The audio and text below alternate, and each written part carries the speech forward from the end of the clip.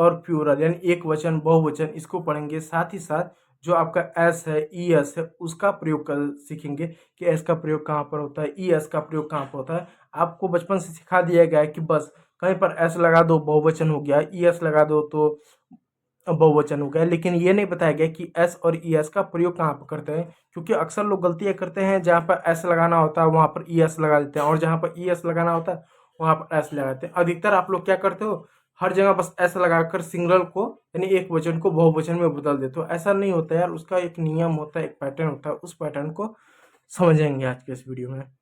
तो सबसे पहले ये जानते हैं कि सिंगुलर और प्लूरल यानी एक वचन और बहुवचन क्या होता है।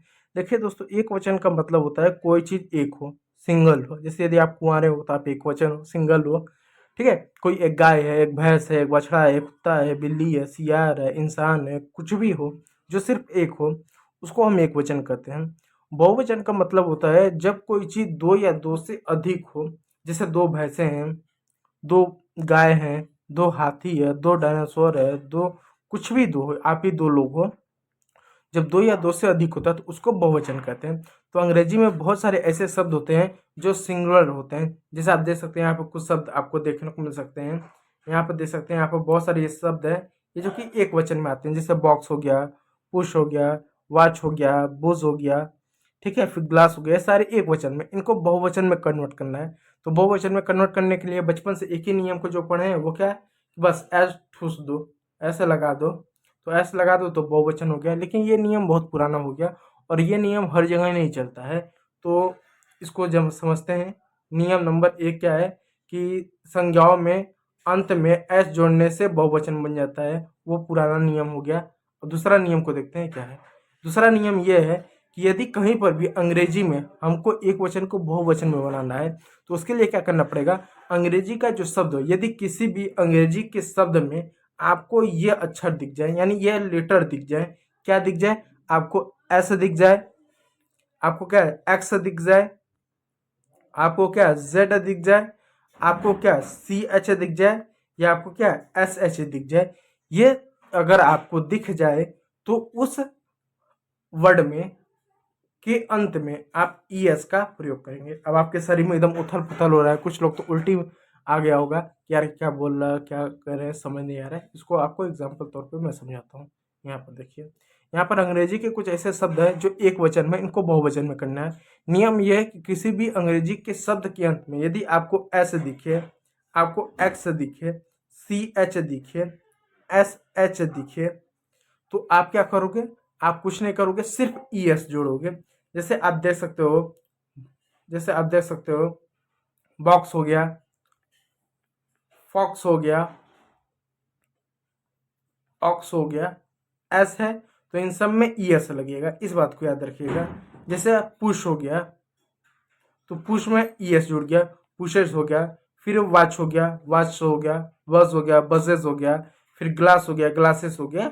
इन सब में आपने ई एस जोड़ दिया। ठीक है, बहुत ही आसान है, बहुत ज़्यादा कठिन नहीं है। ठीक, नियम नंबर 3 क्या है, अगर कोई शब्द व्यंजन प्लस वाई से समाप्त हो, अगर कोई शब्द व्यंजक, व्यंजक यानी कॉन्सोनेंट प्लस वाई से समाप्त हो तो उस वाई को आई में बदल देंगे। क्या करेंगे, आई में बदल कर ई एस जोड़ देते हैं। अभी आपको बताता हूँ, चेहरे बहुत ज़्यादा भयानक और खतरनाक मत बदलेंगे। ठीक है, कुछ लोग कुछ लोग के चेहरे एकदम भयानक हुए हैं। देखिए, ये ऐसे शब्द है जैसे बेबी हुआ, पप्पी हुआ, लेडी हुआ, सिटी हुआ। इन सभी शब्दों के अंत में ध्यान दीजिएगा वाई है।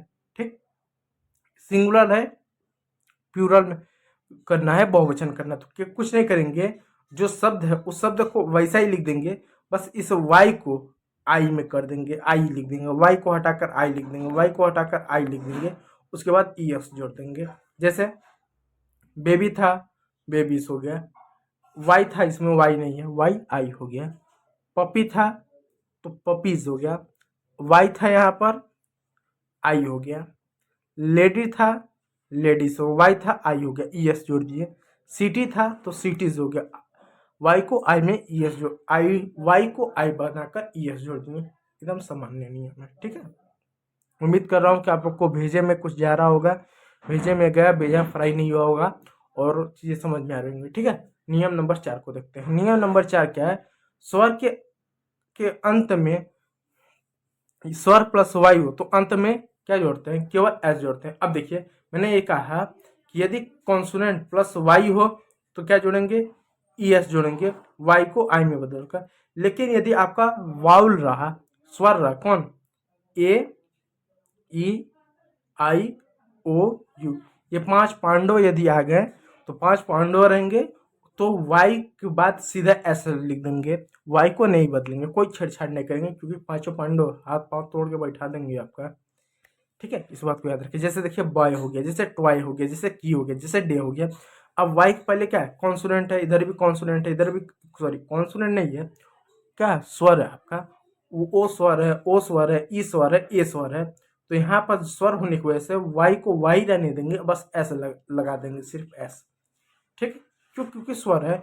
इन शब्दों में देखिए हमने वाई को क्या आई में बदला, क्यों, क्योंकि यहाँ पर स्वर नहीं था, बी था या पी था, यहाँ पर डी था, यहाँ पर टी था, स्वर कहाँ था, वाई की जस्ट बगल में स्वर नहीं है, कॉन्सोनेंट। उसके बाद भले ही स्वर आ जाए कोई फर्क नहीं पड़ता है, इस बात को याद रखिएगा। चलिए रूल नंबर 5 को जानते हैं। रूल नंबर 5 क्या है, पेन का कलर चेंज कर लूँ।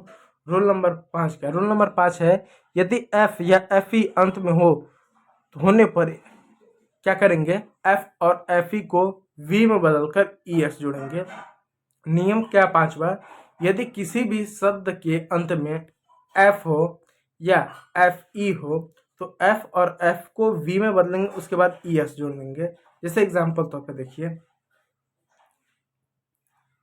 वुल्फ, वुल्फ मीन्स होता है भेड़िया, लीफ, लीफ मीन्स होता है पत्ती, नाइफ, नाइफ मीन्स होता है चाकू, वाइफ, वाइफ मीन्स होता है पत्नी। ठीक, अब देखिए इन सभी शब्दों में यहाँ पर आपको एफ दिखा, यहाँ पर एफ दिखा, और यहाँ पर एफ ई और एफ ई दिखा।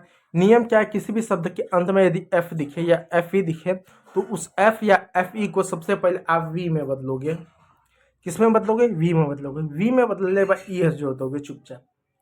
देखो यहाँ पर वुल्फ था, एफ को हमने वी में बदला, ई एस जोड़ दिया। लिफ था, लिफ में एफ को वी में बदला, ई एस जोड़ दिया। नाइफ था, नाइफ में एफ ई को वी में बदला और हमने क्या करा, ई एस जोड़ दिया। वाइफ था, वाइफ को एफ ई को वी में बदला और ई एस जोड़ दिया। एकदम सामान्य सा है, इसको आप नोट डाउन करते हुए चलिए। ठीक है, देखिए अब जानिएगा रूल नंबर 6, कुछ शब्दों में बहुवचन असमान होते हैं। असमान यानी उसमें समानता नहीं होता, असमान होते हैं। इनको आपको रटना पड़ेगा, कोई नियम नहीं है, कोई कानून नहीं है, कोई कायदा नहीं है।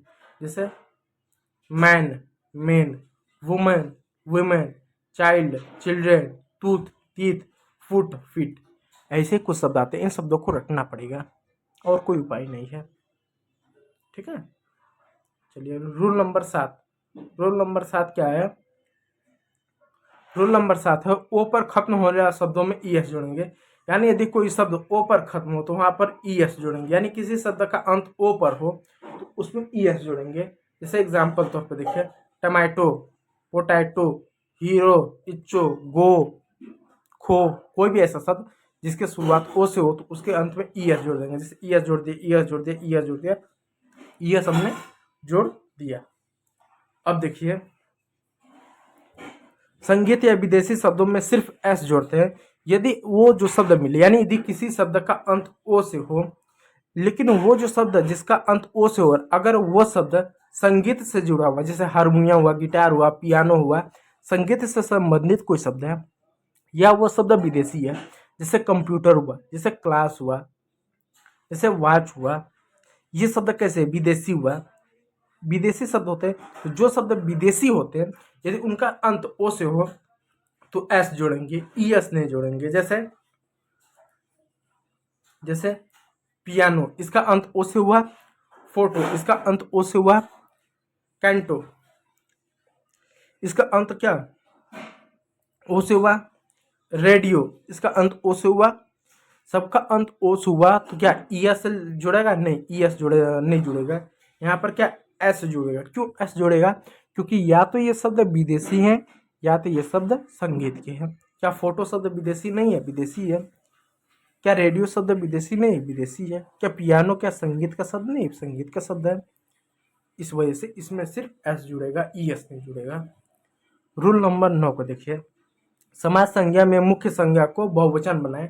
यानी समास संज्ञा, जो समास संज्ञा होती है।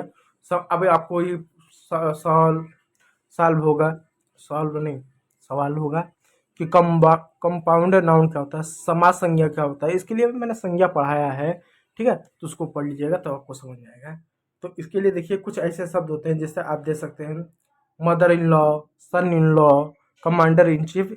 इसको इस तरह से बना, जैसे मदर इन लॉ है तो मदर्स इन लॉ हो जाएगा, सन इन लॉ तो सन्स इन लॉ हो जाएगा, प्रेशर भाई तो प्रेशर्स भाई हो जाएगा। तो इस सब में क्या एस जुड़ रहा है, ठीक है, तो एस जुड़कर उसको हम बनाएंगे, इसको भी आपको रटना पड़ेगा, ठीक।